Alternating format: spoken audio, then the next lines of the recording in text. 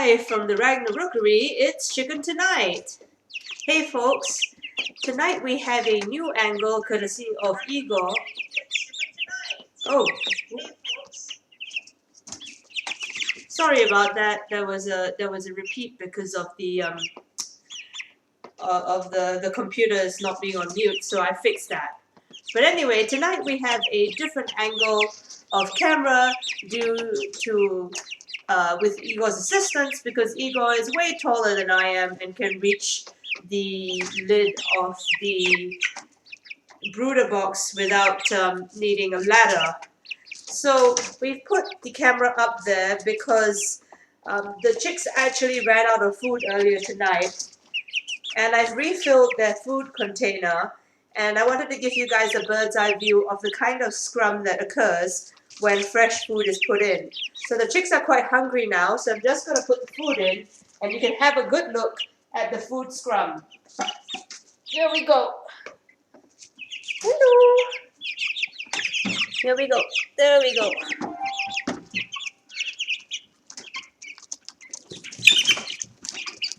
And you see, when fresh food is put in, they really go bonkers for it.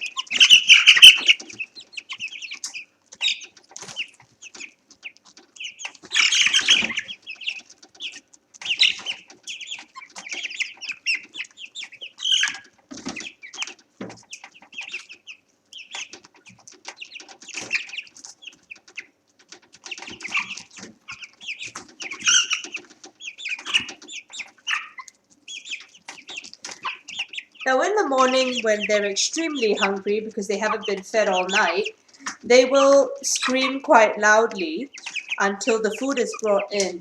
And by the time I bring the food down, they're actually so excited for the food, they actually start to jump up and down, and they sometimes attempt to jump up and attack the food container in the hopes that it will come sooner, which is not very helpful because I'm the one holding the food container and I can't really drop it.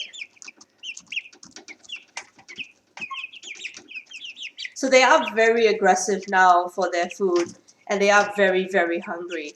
So in 2 days, they've actually managed to consume about 1.2 kilograms of food, and I've just refilled the container for another kilogram of food. But they should be eating about 4 kilos of food this week.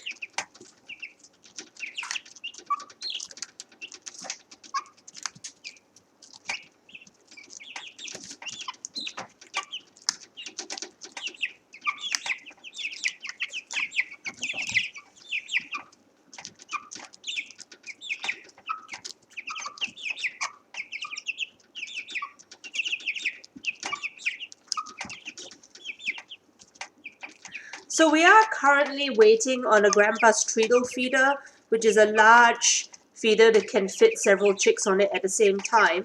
But as they are going to take some time to get new stock, we may actually be looking at a little trough feeder as a temporary measure, like a bell feeder or a trough feeder, which has a little bit more space for more chicks to eat at. And the bell feeder will actually have to hang from the ceiling of the chicken run, so you won't have too much, hopefully you won't have too much spillage.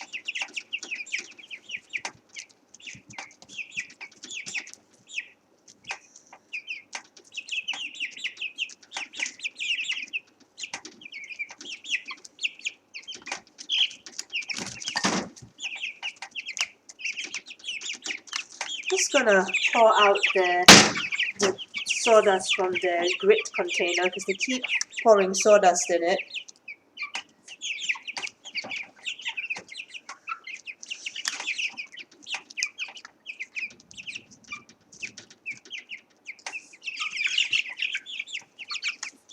So now that they're a little calmer, I'm just gonna move you viewers over to the middle of the cage. And I have a new treat prepared today for the chicks, but first I'm just going to do a little quick cage cleanup. So just going to glove up right here as usual. Hygiene, folks. And I'm just going to take out this container here. Now, this afternoon, the chicks actually were given a mixture of chick food and yogurt, and it was about a cup's worth of this food. You can see here that they've actually cleaned the plate absolutely, and there's nothing left. It took about half an hour to eat all of that.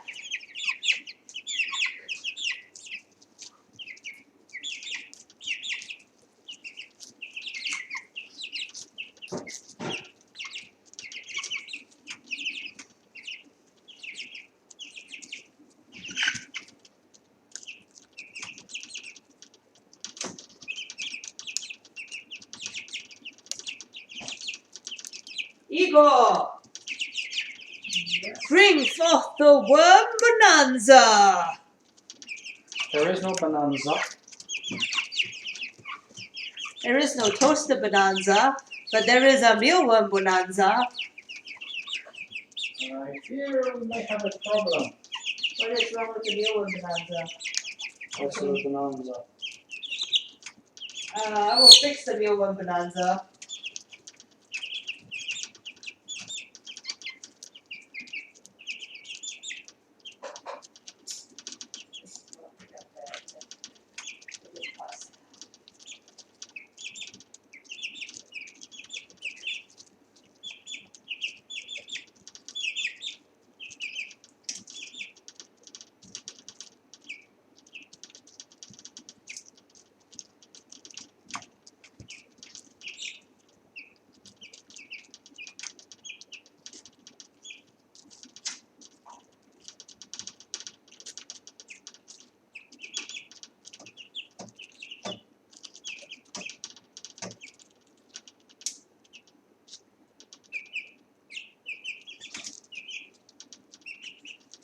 There we go.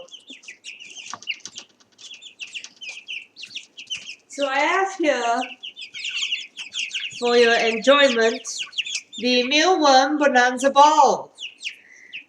This time, instead of using really alive, super fully awake mealworms, we've knocked out 20 mealworms and stuck them on the inside of this pink ball, which is now the mealworm bonanza.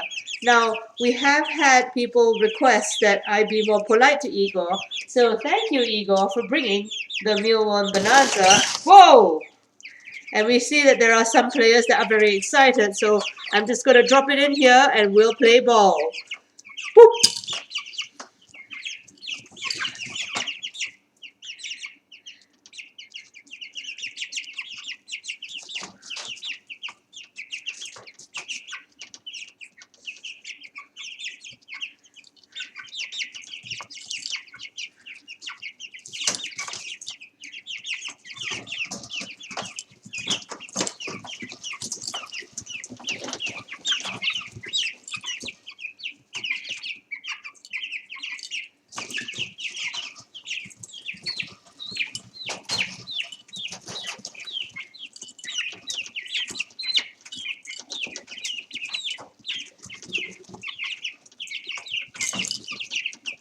There are about 20 mealworms in the ball, so there should be enough mealworms for each of the chicks to have two, although I don't know if they will.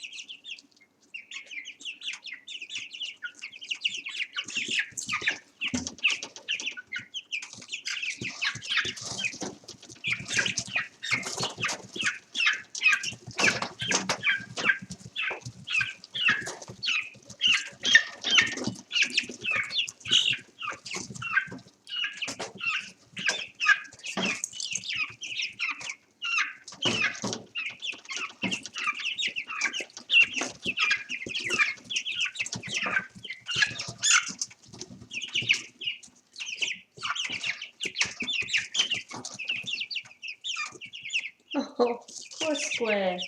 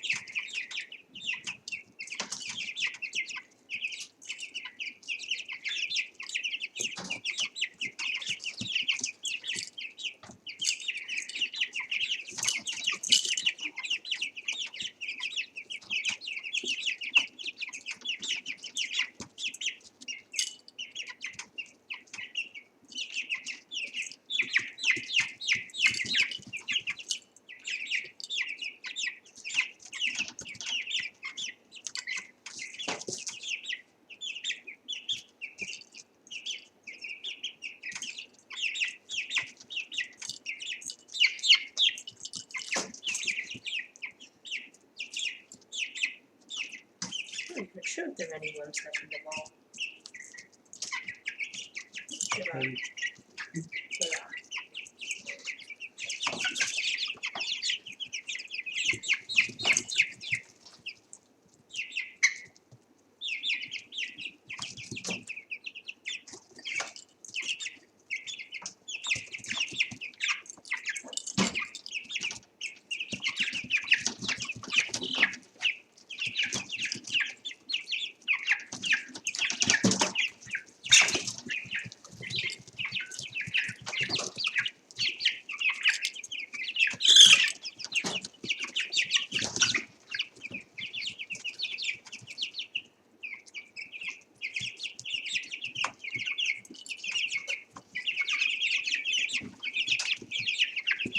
See, there's about 2 more worms in there.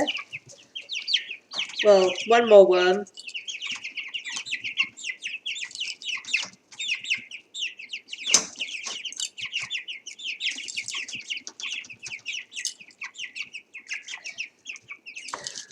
One thing to note is that there actually has been increased interest in the pink ball now that I've actually filled it with worms. So even if it doesn't have worms in it, during the afternoon they sometimes amuse themselves by batting it back and forth.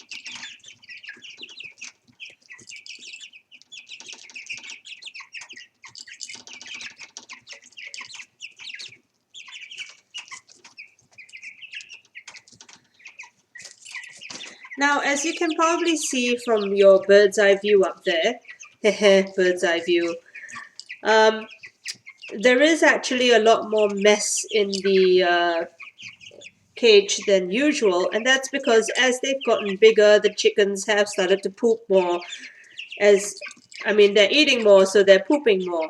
So even though I've just cleaned up the cage and added fresh sawdust down, you can see they've churned it up and pulled all the poop back up to the surface.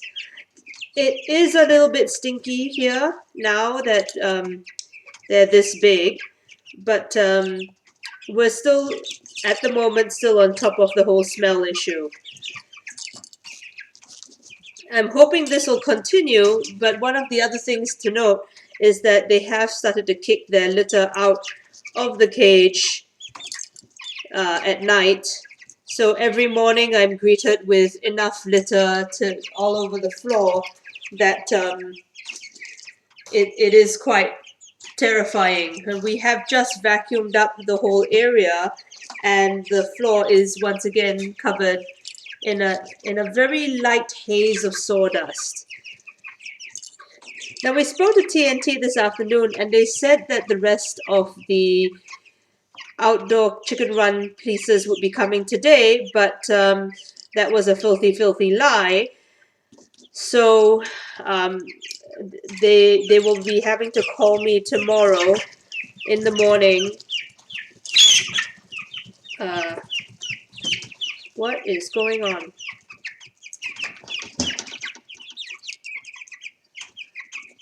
So they will be calling me tomorrow in the morning to confirm the delivery of the remainder of the 3 boxes that I need to make our chicken run. And I'm holding them to it, so if I don't get a phone call tomorrow early, I'm going to give them a call to make sure that the chicken run is in the truck and that the truck is on its way here.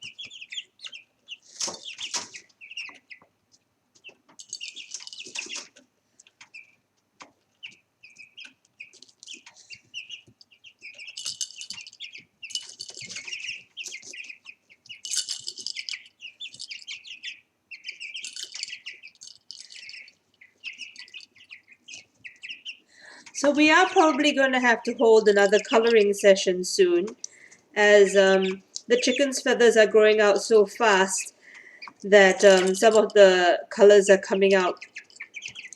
And they're also preening their feathers more, so the colors are fading.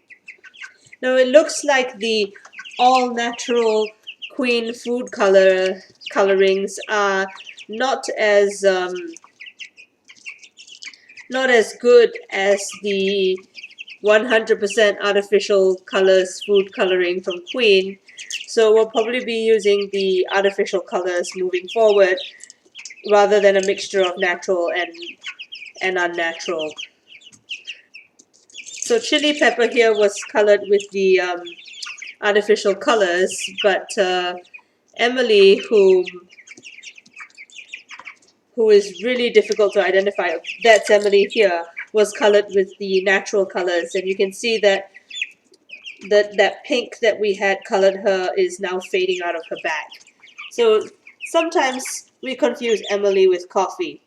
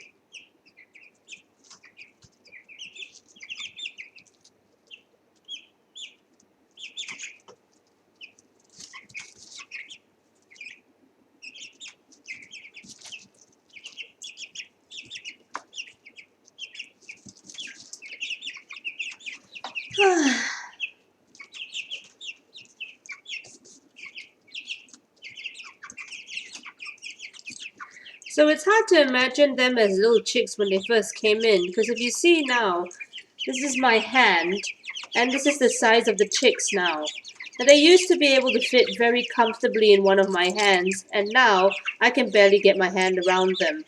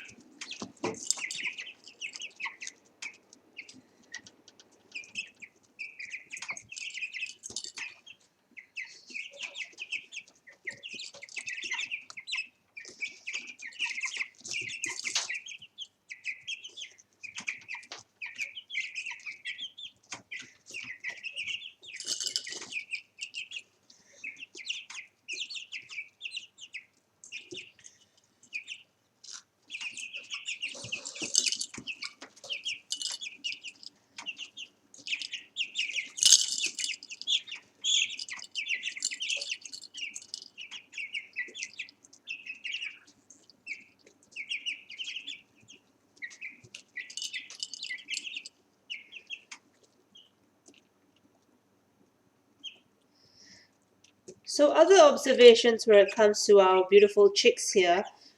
Chili Pepper is living up to her name in that she is quite feisty. If I put my hand in the cage or even put food near the cage, she's usually the first to attack. I put my hand here and you'll see Chili gets quite aggressive and a little bit bitey.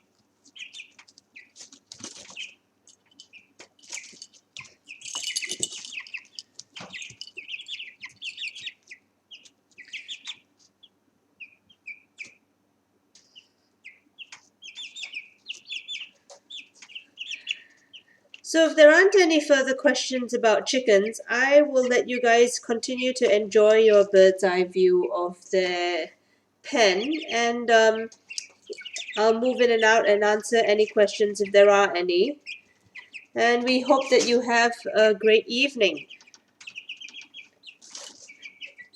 You're tired, huh? So tired.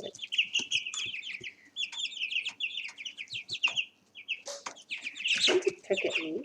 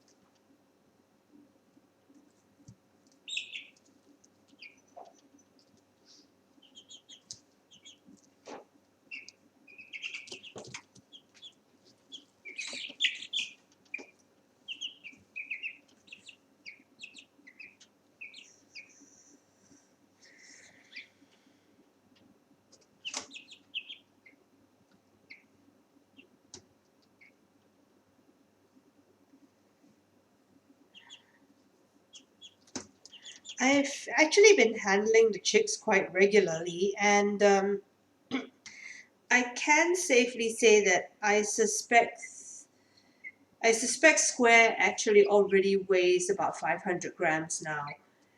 Um, he's quite a heavy fella, and he perches really well on my hand now. He his feet are so big that they no longer fit inside my palm, so whenever I pick him up, he actually has to sort of perch on my wrist. So they're getting those little raptor claws in.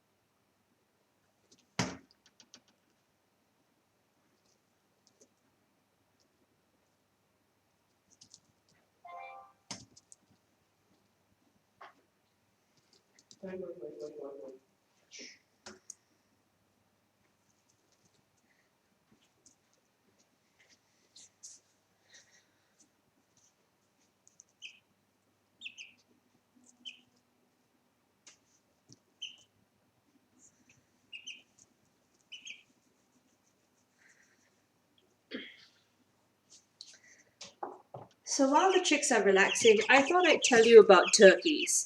Now, there is no intention for us to get turkeys here because turkeys are extremely loud animals, and there is actually a moratorium on turkeys in my council area.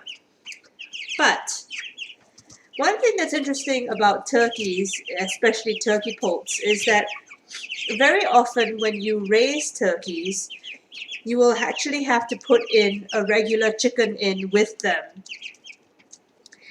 And the reason for this is that turkeys are born quite blind. And unless they have a mother turkey with them to show them what to do, to make sure that they get fed and water, they're actually not going to do anything towards eating or drinking. They are only able to see things that are moving. So when you have a baby, like a baby turkey, and a turkey baby is called a poult, not a chick. So when you have a turkey poult, you have to actually pour the grain in over and over again, pour the feed in over and over again in order for the poults to see where the food is. However, a lot of farmers have figured out a shortcut around this, and what they'll do is that they'll raise the turkey poults alongside a single chick. And what will happen then is that the chick which has perfect sight from their first day, will be able to show the turkeys to the food and water and make sure that their peers get enough food and water, because the chicks will think of the turkeys as their flock. The only problem with this is that once the chick has grown old enough and graduated from being a chick to an actual chicken, they will continue to think of themselves as turkeys and cannot be re-socialized with other chickens. Well, not easily anyway. So they will hang around with turkeys, which can be a problem because, well, not only are turkeys multiple times the size of a chicken, but male turkeys will sometimes attempt to mate with a female chicken. And because of the size difference, this actually results in quite a lot of injury to the female chicken, to the hen. So it's actually quite an interesting phenomenon and kind of adorable. Not the horrible injured hen part, but the chick showing the turkeys around part.